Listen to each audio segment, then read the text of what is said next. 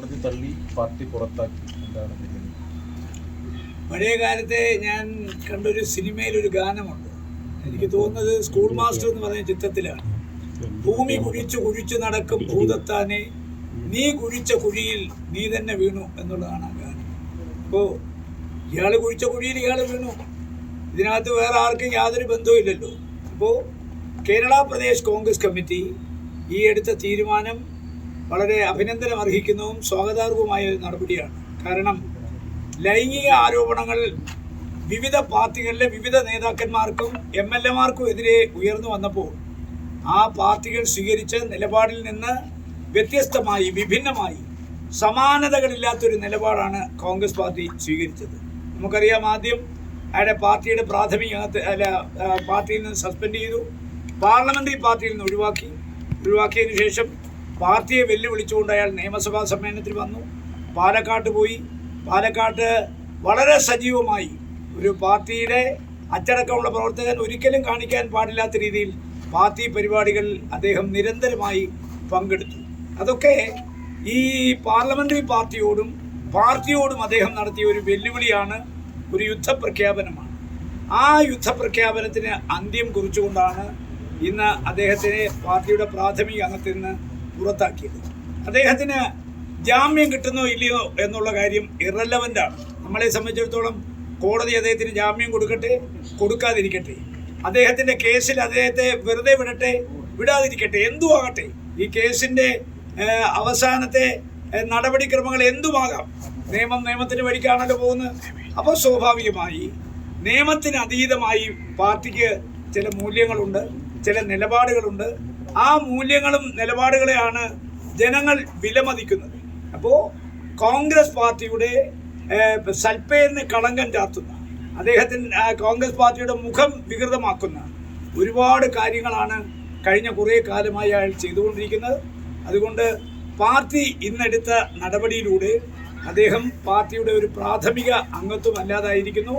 ഇന്ന് ഇവിടെ വെച്ച് ഈ വിഷയം നമുക്ക് അവസാനിപ്പിക്കാം. ഇനി അയാൾ എന്തു ചെയ്യുന്നു എന്നുള്ളത് കോൺഗ്രസിനെ സംബന്ധിച്ചോളം ചിന്തിക്കേണ്ട ഒരു വിഷയമല്ല. അയാൾക്ക് എന്തും ചെയ്യാം. കാരണം അദ്ദേഹം ഇന്നു മുതൽ കോൺഗ്രസ് പാർട്ടിയുടെ ഒരു പ്രാഥമിക അംഗം പോലുമല്ല. ഇനി അയാളെ സംബന്ധിച്ച് കോൺഗ്രസ് പാർട്ടിക്ക് ഒരു ഉത്തരവാദിത്വമില്ല. രണ്ട്, ഇയാളുടെ ഈ വിഷയം ഉയർന്നു വന്നപ്പോൾ കോൺഗ്രസിൻ്റെ ഒരുപാട് നേതാക്കന്മാർ പ്രതികരിച്ചു. അതിൽ എനിക്ക് വനിതാ നേതാക്കന്മാരോട് ബഹുമാനമുണ്ട്. ആ ബഹുമാനം വെച്ചിട്ട് ഞാൻ പറയട്ടെ, വനിതാ നേതാക്കന്മാർ ഒരുപാട് സൈബർ ആക്രമണത്തെ നേരിട്ടിട്ടുണ്ട്. ഞാൻ വെട്ടിത്തുറന്ന കാര്യങ്ങൾ പറഞ്ഞ അതിൻ്റെ പേരിൽ എനിക്കെതിരെ ഉണ്ടായ സൈബർ ആക്രമണം വളരെ ഗുരുതരമാണ്. നിങ്ങൾക്കറിയാമല്ലോ, 2009 മഞ്ചേരിയിൽ നടന്ന ഒരു ആൾക്കൂട്ട വിചാരണ, അല്ലെങ്കിൽ സദാചാര ഗുണ്ടായിസം. അന്ന് വൈകിട്ട് തന്നെ കോടതി എനിക്ക് ജാമ്യം തന്നു. അന്ന് വൈകിട്ട് തന്നെ ഞാൻ ചാനലുകാരെ വിളിച്ചു വരുത്തി. ഞാനാണ് പോലീസിനെ വിളിച്ചത്, ഞാനാണ് ചാനലുകാരെ വിളിച്ചത്. നിങ്ങൾ എവിടെ വേണേലും വെരിഫൈ ചെയ്തോ. പോലീസിനെ വിളിച്ച ഞാനാണ്, ചാനലുകാരെ വിളിച്ച ഞാനാണ്. പക്ഷേ തലസ്ഥാന നഗരിയിൽ നിന്ന് കിട്ടിയ ചില ഉത്തരവിൻ്റെ അടിസ്ഥാനത്തിൽ എന്നെ പിറ്റേന്ന് വൈകിട്ട് വരെ കസ്റ്റഡി വെച്ചു, കോടതിയിൽ ഹാജരാക്കി. കോടതി അപ്പം തന്നെ എനിക്ക് ജാമ്യം തന്നു. അത് കഴിഞ്ഞിട്ട് കോടതി ആ കേസ് കൗഷ്യത് കളഞ്ഞു. ആ ഒരു കേസ് എടുത്തിട്ട് ഞാൻ 1968 രാഷ്ട്രീയ പ്രവർത്തനം തുടങ്ങിയതാണ്. ഇന്നിപ്പോൾ എത്ര കൊല്ലമായി ഒന്ന് ആലോചിച്ച് നോക്ക്. 2025 57 കൊല്ലത്തെ രാഷ്ട്രീയ പ്രവർത്തന പരിചയത്തിൻ്റെ ഇടയ്ക്ക് എനിക്കെതിരെ ആകെ ഉയർന്നു വന്ന ഒരു ആരോപണമാണ് ഈ ആൾക്കൂട്ട വിചാരണ, അല്ലെങ്കിൽ സദാചാര ഗുണ്ടായിസം. അത് വെച്ചിട്ട് എന്നെ തകർക്കാനും തളർക്കാനും ഇതിൽ നിന്ന് പിന്തിരിപ്പിക്കാനും ശ്രമിച്ചു. പക്ഷേ എന്തൊക്കെ ആരോപണങ്ങൾ വന്നാലും പറഞ്ഞ നിലപാടിൽ ഉറച്ചു നിൽക്കുന്ന ഒരാളാണ്. അതിനുവേണ്ടി എന്ത് ത്യാഗവും സഹിക്കാൻ ഞാൻ തയ്യാറായി. ഇനി നിങ്ങൾക്ക് എല്ലാവർക്കും അറിയാം, മാധ്യമ പ്രവർത്തകരെ ഒളിച്ചു വെച്ച് എനിക്കൊരു ജീവിതമില്ല. അതുകൊണ്ടാണ് ഞാൻ പറഞ്ഞത്, ഇയാള് ഈ കാണിച്ച സകല നടപടികളും കോൺഗ്രസ് പാർട്ടിയുടെ സൽപ്പേരിന് കളങ്കം ചാർത്തുന്നതാണ്. ഇനി കുറെ പേരുണ്ട്, ഈ സദാചാര ഗുണ്ടകൾ, പെയ്ഡ് സെർവൻസ്. ഇയാളുടെ പണം വാങ്ങിച്ചുകൊണ്ട് കോൺഗ്രസ് പാർട്ടിയുടെ നേതാക്കന്മാരെ, വനിതാ നേതാക്കന്മാരെ, അതുപോലെ മുൻ പ്രതിപക്ഷ നേതാവിനെ, ഇപ്പോഴത്തെ പ്രതിപക്ഷ നേതാവിനെ, അതുപോലെ KPCCയെ അടക്കി ആക്ഷേപിച്ച കുറേ പേരുണ്ട്. വെട്ടുക്കിളികൾ, അവന്മാർക്കും വെട്ട് കിട്ടിയിരിക്കുകയാണ്. അതുകൊണ്ട് ഈ വെട്ടുക്കിളികളുടെ ഇത്തരം നടപടികൾ ഇനി ഒരിക്കലും നമുക്ക് അംഗീകരിച്ചു കൊടുക്കാനാവില്ല. കോൺഗ്രസിനൊരു പാരമ്പര്യമുണ്ട്, പൈതൃകമുണ്ട്. ആ പാരമ്പര്യവും പൈതൃകവും നശിപ്പിച്ചുകൊണ്ട് ഈ വെട്ടുക്കിളികൾ കോൺഗ്രസ് പാർട്ടിയെ ഹൈജാക്ക് ചെയ്ത് മറ്റൊരു തലത്തിലേക്ക് കൊണ്ടുപോകാനാണ് ശ്രമിച്ചത്. അതിന് ഇവിടെ ഫുൾ സ്റ്റോപ്പ് ഇടണം, ഇട്ടേ മതിയാകൂ. ഇല്ലെങ്കിൽ കോൺഗ്രസിന് വീണ്ടും വലിയ വില കൊടുക്കേണ്ടി വരും. അതുകൊണ്ട് വെട്ടുക്കിളികളെ എന്നേക്കുമായി ഉന്മൂലനം ചെയ്യാൻ കൂടി നേതൃത്വം തയ്യാറാകണം. തയ്യാറായില്ലെങ്കിൽ നമുക്ക് കോൺഗ്രസ് പാർട്ടിക്ക് വലിയ വില ഇനിയും കൊടുക്കേണ്ടി വരും. എന്തായാലും ഈ അധ്യായം ഇവിടെ അവസാനിപ്പിക്കാൻ നമുക്ക്.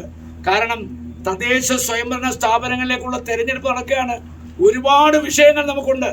ഇന്നലെ തന്നെ രാജ്യസഭയിൽ ഇന്ത്യയുടെ വിദ്യാഭ്യാസ മന്ത്രി അദ്ദേഹം ധർമ്മേന്ദ്ര പ്രധാൻ എന്താ അദ്ദേഹം പറഞ്ഞത്?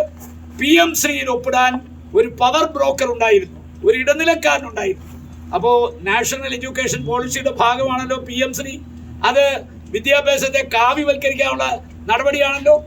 LDF അറിയാതെ, ക്യാബിനറ്റ് അറിയാതെ മുഖ്യമന്ത്രിയുടെയും വിദ്യാഭ്യാസ മന്ത്രിയുടെയും ഇടനിലക്കാരനായി പവർ ബ്രോക്കറായി പ്രവർത്തിച്ചത് ഒരു മാർക്സിസ്റ്റ് പാർട്ടിയുടെ MP ആണെന്ന് പറഞ്ഞാൽ എന്തൊരു അപമാനമാണ്. അത് വെട്ടിത്തുറന്ന് രാജ്യസഭയിൽ ധർമ്മേന്ദ്ര പ്രധാൻ പറഞ്ഞു. അപ്പോൾ ഇവിടെ ഒരു അവിഹിത വേഴ്ച BJPയുമായി നടക്കുന്നുണ്ട്. ഒരു അസാൻമാർഗീയ ബന്ധം BJP ആയിട്ടുണ്ട്, ഒരു അവിശുദ്ധ ബന്ധം. ആ ബന്ധമൊക്കെ തുറന്നു കാണിക്കാൻ ഈ ഒരു കേസ് കൊണ്ട് നമുക്ക് കഴിയാതെ പോയി. അതുകൊണ്ടാണ് ഞാൻ പറഞ്ഞത്, ഇനി ഈ അധ്യായം ഇവിടെ അവസാനിപ്പിച്ചിട്ട് ഒരു പഞ്ചായത്ത് തെരഞ്ഞെടുപ്പിനെ നേരിടാൻ രാഷ്ട്രീയം പറയാം നമുക്ക്. ഭരണത്തിന് പിന്നെ വൈകല്യങ്ങളെക്കുറിച്ച്, ദേശീയ രാഷ്ട്രീയത്തെക്കുറിച്ച്, സംസ്ഥാന രാഷ്ട്രീയത്തെക്കുറിച്ച്, 9.5 വർഷത്തെ പിണറായി വിജയന്റെ ഭരണത്തെക്കുറിച്ച് ചർച്ച ചെയ്യാനുള്ളൊരു തെരഞ്ഞെടുപ്പാക്കി ഇത് മാറ്റണമെങ്കിൽ ഈ അധ്യായം ഇവിടെ അവസാനിപ്പിക്കണം. അതുകൊണ്ട് KPCC വളരെ ധീരമായ ഒരു നടപടി എടുത്തു. ആ നടപടിക്കും രണ്ടഭിപ്രായം ഉണ്ടാകാം, പക്ഷേ ഒറ്റ അഭിപ്രായമേ പാടുള്ളൂ. KPCCയുടെ ഈ നടപടിയെ സ്വാഗതം ചെയ്യുക. എല്ലാ കോൺഗ്രസ് പ്രവർത്തകരും ഒറ്റക്കെട്ടായി നിന്ന് ഈ വെട്ടുക്കിളികളുടെ ഈ പിന്നെ നമ്മുടെ വനിതാ നേതാക്കന്മാരെ ആക്രമിച്ചവരെ കൂടി അവരെയും ഉന്മൂലനം ചെയ്യാൻ ഒറ്റക്കെട്ടായി പ്രവർത്തിക്കേണ്ട ഒരു സമയമാണിത്. കാരണം ഇല്ലെങ്കിൽ ഈ പാർട്ടിയെ ഹൈജാക്ക് ചെയ്തവർ കൊണ്ടുപോകും. പല നേതാക്കന്മാർക്ക് മൃദുസമയം ഉണ്ടായിരുന്നില്ലേ? പുറത്താക്കാൻ വൈകിയും തോന്നുന്നു. പുറത്താക്കാൻ വൈകിയെന്ന് എനിക്ക് പറയാൻ പറ്റത്തില്ല. കാരണം ആരോപണം ഉയർന്നു വന്നപ്പോൾ തന്നെ അയാളെ പാർട്ടിയിൽ നിന്ന് സസ്പെൻഡ് ചെയ്തു, അയാളെ പാർലമെന്ററി പാർട്ടിയിൽ നിന്ന് പുറത്താക്കി. പിന്നെ പാർട്ടി അല്ലല്ലോ ചെയ്തത്, പിന്നല്ല അയാൾ സ്വയം വരുത്തി വെച്ച വിനയാണല്ലോ. അയാൾ ആരോട് ചോദിച്ചിട്ടുണ്ട് അസംബ്ലി പോയത്?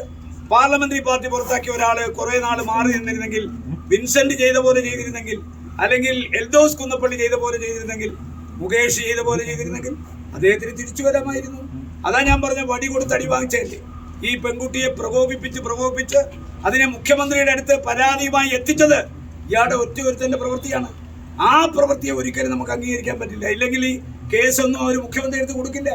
വെല്ലുവിളിച്ചല്ലേ മുഖ്യമന്ത്രി എടുത്തെത്തിയത്. അതുകൊണ്ട് ഈ സസ്പെൻഷൻ നടപടിക്ക് ശേഷം അയാളെ പാർലമെന്ററി പാർട്ടി നടപടിയിൽ നിന്ന് ഒഴിവാക്കിയതിനു ശേഷം അയാൾ ചെയ്തതെല്ലാം അയാളും അനുചരന്മാരും കൂടി എടുത്ത തീരുമാനമാണ്. ആ തീരുമാനത്തിലൊന്നും പാർട്ടിക്ക് ഒരു ഉത്തരവാദിത്വമില്ല, ഒരു ബന്ധവും. വനിതാ നേതാക്കൾ ഉൾപ്പെടെ പരാതി നൽകിയിരുന്നു തുടക്കം മുതൽ തന്നെ. വനിതാ നേതാക്കൾ കോൺഗ്രസിന്റെ ഉൾപ്പെടെ ആ വേളയിലൊന്നും അത് ഗൗനിക്കാത്തത് കൊണ്ടാണല്ലോ ഈ വിഷയം ഇങ്ങനെ. ഇതൊരു സംഘടനയല്ലേ. സംഘടന ഇപ്പോൾ നിങ്ങളെ മാർക്സിസ്റ്റുകാര് മുഖ്യമന്ത്രി പറയത്തില്ലേ ഈ പാർട്ടിയെ കുറിച്ച് നിങ്ങൾക്ക് ഒരു ചുക്കും അറിയത്തില്ല എന്ന് പറഞ്ഞ പോലെ ഓരോ സംഘടനയ്ക്കും ഓരോ ഫ്രെയിമില്ലേ. ആ ഫ്രെയിം വർക്കിൽ ഒതുങ്ങി നിന്നുകൊണ്ടല്ല കാര്യങ്ങൾ ചെയ്യാൻ പറ്റൂ. എടുപിടി എന്ന് പറഞ്ഞ് ചെയ്യാൻ പറ്റൂ. ഇപ്പോൾ ഇതൊരു പാർട്ടിയാണ്, പ്രത്യേകിച്ച് ജനാധിപത്യ പാർട്ടിയാണ്, ഒരുപാട് നേതാക്കന്മാരുള്ള പാർട്ടിയാണ്. ഒരുപാട് നേതാക്കന്മാർക്ക് വ്യത്യസ്തമായ വിഭിന്നമായ അഭിപ്രായം ഉണ്ടാകും. ആ അഭിപ്രായ സ്വരൂപിക്കാൻ വേണ്ടി അല്ലെങ്കിൽ അഭിപ്രായം ക്രോഡീകരിക്കാൻ വേണ്ടി ഒരു സമയമൊക്കെ ആവശ്യമാണ്. ആ സമയം എടുത്തിട്ടുള്ളൂ. അപ്പോൾ ഈ രാഹുൽ മാങ്കൂട്ടത്തിൽ ഇപ്പോൾ കോൺഗ്രസ്സുകാരനല്ലാതായിരിക്കും. സ്വാഭാവികമായും കോൺഗ്രസ് ആണ് രാഹുൽ മാങ്കൂട്ടത്തിന് പാലക്കാട് സീറ്റ് കൊടുത്തതും MLA ആക്കിയതും. അപ്പോൾ സ്വാഭാവികമായും ധാർമ്മികമായി ഇനി MLA സ്ഥാനത്ത് തുടരുന്നതിലൊരു പ്രശ്നമില്ല. രാജി ആവശ്യപ്പെടുമ്പോൾ അല്ലെ രാഹുൽ മാങ്കൂട്ടത്തെ കുറിച്ചുള്ള ചോദ്യത്തിൽ താങ്കൾ എന്താ ചോദിച്ചത്? ധാർമ്മികത ഉണ്ടെങ്കിൽ ഈ പണിക്ക് പോകത്തില്ല. ഞാൻ ചോദിച്ച ഇയാൾക്ക് ധാർമ്മികത ഉണ്ടെങ്കിൽ ഈ പണിക്ക് പോകത്തില്ലല്ലോ. അപ്പോ ധാർമ്മികത എന്നൊന്നും ഇല്ലാത്തതുകൊണ്ടാണല്ലോ ഈ പണിക്ക് പോയത്. ഞാൻ പറഞ്ഞത് കോൺഗ്രസ് പാർട്ടിയും അയാളുമായിട്ടുള്ള ബന്ധം അവസാനിപ്പിച്ചിരിക്കുന്നു. അപ്പോൾ ഇന്ന് UDF കൺവീനർ VM സുധീരൻ അടക്കം പലരും ആവശ്യപ്പെട്ടുണ്ട് MLA സ്ഥാനം രാജിവെക്കണമെന്ന്. ഇനി അയാൾ എന്ത് ചെയ്യുന്നു, അയാൾ എന്ത് ചെയ്യാൻ പോകുന്നതിനെ കുറിച്ച് ചോദ്യചിഹ്നം എന്ന് വെച്ചാൽ അത് ജനങ്ങളല്ലേ അയാൾക്ക്. കോൺഗ്രസ് പാർട്ടി ടിക്കറ്റ് കൊടുത്തത് ശരിയാണ്, UDF പ്രവർത്തിച്ചത് ശരിയാണ്, അയാളെ വിജയിപ്പിച്ചത് ശരിയാണ്. ഇപ്പോൾ അയാൾ MLA ആണ്. നിങ്ങൾ ഈ പറഞ്ഞ കാര്യമാണ് ഏറ്റവും പ്രധാനം. ധാർമ്മികത ഉണ്ടെങ്കിൽ, ധാർമ്മിക മൂല്യങ്ങൾക്ക് വില കൽപ്പിക്കുന്നെങ്കിൽ അയാൾ രാജിവെക്കണം. അയാളെ ഇപ്പോൾ ബലം പ്രയോഗിച്ച് രാജിവെപ്പിക്കാനൊന്നും ഈ പാർട്ടിയില്ല. കാര്യം പാർട്ടി ഇല്ലാത്ത ഒരുത്തിനെ എങ്ങനെ ബലം പ്രയോഗിച്ച് രാജിവെപ്പിക്കുന്നത്? അതുകൊണ്ട് അയാളുടെ രാജിയെക്കുറിച്ച് നമ്മളാരും പറയുന്നില്ല. അയാൾക്ക് സൗകര്യമുണ്ട്. ഞാൻ പറഞ്ഞല്ലോ KPC പ്രസിഡന്റ് പറഞ്ഞ അതേ അഭിപ്രായമാണ് എനിക്ക്. അദ്ദേഹം രാജിവെക്കേണ്ടത് ഒരു സാമാന്യ മര്യാദയുടെ ഭാഗമാണ്. രാജിവെക്കേണ്ട മാത്രമല്ല, അദ്ദേഹം പൊതുപ്രവർത്തനം അവസാനിപ്പിക്കേണ്ടത് ഈ കോൺഗ്രസ് പാർട്ടിയുടെ ഇന്നത്തെ ഒരു നിലനിൽപ്പിന് ആവശ്യമാണ്. ഈ രാഹുലിന് പാർട്ടിയിൽ വളരെ അപ്രമാദിത്വമുണ്ടോ? വളരെ ചെറിയൊരു നേതാവാണെങ്കിൽ പോലും ഇത്രയും കാലം പിടിച്ചു നിൽക്കാൻ പറ്റി. ഈ താങ്കളെ പോലെയുള്ള മുതിർന്ന നേതാക്കളൊക്കെ വെട്ടുകളെ കൊണ്ട് ആക്രമിക്കുന്നു. താങ്കൾ തന്നെ പറയുന്നു അങ്ങനെ വലിയ രീതിയിൽ ആക്രമണം നടത്തുന്നു, വലിയൊരു സൈബർ ആക്രമണം നടത്തുന്നു. അത്തരത്തിൽ വലിയൊരു അപ്രമാദിത്വം ഈ കോൺഗ്രസിനുള്ളിൽ തന്നെ അല്ലെങ്കിൽ നേതാക്കന്മാരുടെയൊക്കെ മുകളിൽ ഒരു സ്വാധീനമുള്ളൊരു വ്യക്തിയായിട്ട് ആൾ വളർന്നതാണ്. അതിൻ്റെ പ്രധാനപ്പെട്ട കാരണം ഈ സോഷ്യൽ മീഡിയയുടെ ഒരു ആധിപത്യമാണ്. സോഷ്യൽ മീഡിയയുടെ ആധിപത്യം വന്നാണ് ഇവരൊക്കെ ഇന്നലെ പെയ്ത മഴയ്ക്ക് കുരുത്ത തകരകളാണ്. ഇവർക്കെന്ത് പാരമ്പര്യമുള്ള എത്ര കൊല്ലമായി? ഞാൻ 68 തുടങ്ങിയത്, KSUവിൻ്റെ യൂണിറ്റ് പ്രസിഡൻ്റായി തുടങ്ങിയ ആൾ. ഞാനിപ്പോഴാണ് ഒരു MP ആയത്. എത്രാമത്തെ വയസ്സിൽ? 65ാമത്തെ വയസ്സിൽ MP ആയത്. ഇവർക്കൊക്കെ ഒരു സ്വർണ്ണ തളികയ്ക്കകത്തല്ലേ സ്ഥാനമാനങ്ങൾ കൊണ്ട് കൊടുത്തത്. അപ്പോൾ അർഹതയില്ലാത്ത ആളുകൾക്ക് അനർഹമായ സ്ഥാനങ്ങൾ കിട്ടുമ്പോൾ ഇത്തരം കാര്യങ്ങളൊക്കെ ചെയ്യും. ഞങ്ങളെ സംബന്ധിച്ചിടത്തോളം നമുക്ക് ജനങ്ങളെ പേടിയാണ്, സമൂഹത്തെ പേടിയാണ്, അതുപോലെ തന്നെ മാധ്യമങ്ങളെ പേടിയാണ്. കാരണം മാധ്യമ വിചാരണ നേരിടുമ്പോൾ നമ്മൾ അനുഭവിക്കുന്ന ഒരു ദുഃഖമുണ്ടല്ലോ. അതുകൊണ്ട് നിങ്ങൾക്കൊരിക്കലും നമ്മളെ ആക്രമിക്കാൻ അവസരം ഉണ്ടാക്കാതിരിക്കുക എന്നുള്ളതാണ് നമ്മുടെ ജോലി. എൻ്റെ ജീവിതത്തിൽ ഞാനും എൻ്റെ കുടുംബവും അനുഭവിച്ച ദുഃഖം ഒരു സദാചാര ഗുണ്ടായുസത്തിൻ്റെ പേരിൽ ഒരു ദിവസം നമ്മൾ അനുഭവിച്ച ദുഃഖം. കോടതി ചെന്നപ്പോൾ തന്നെ കോടതി ജാമ്യം തന്നു. മനസ്സിലായില്ലേ? ഞാൻ ആൻറ്റിസിപ്പേറ്ററി ബെയിലിന് പോയിട്ടില്ല. ആ FIR കോഷിയെ ഞാൻ കൊടുത്തു, അപ്പോഴേ കോഷ് ചെയ്ത് കളഞ്ഞു. എന്നിട്ടും ഇന്നും എന്നെ വളഞ്ഞിട്ട് ആക്രമിക്കുകയാണ്. എന്നാലോചിച്ച് നോക്ക്, ഒരു പെണ്ണിൻ്റെ പരാതിയില്ല, ആർക്കും ഗർഭം ഉണ്ടാക്കിയിട്ടില്ല, മനസ്സിലായില്ലേ? ഗർഭം കലക്കിയിട്ടില്ല, എന്നിട്ടും എന്നെ ആക്രമിക്കുകയല്ലേ? നിങ്ങൾ കാണുന്നില്ലേ അത്? അപ്പോൾ ഇവൻ്റെയൊക്കെ ആക്രമണത്തെ ഭയന്ന് നമ്മൾ പിന്മാറിയിരുന്നെങ്കിൽ ഈ നടപടി ഉണ്ടാവില്ല. അതുകൊണ്ടാണ് യഥാസമയം ഞാൻ റിയാക്ട് ചെയ്തത്.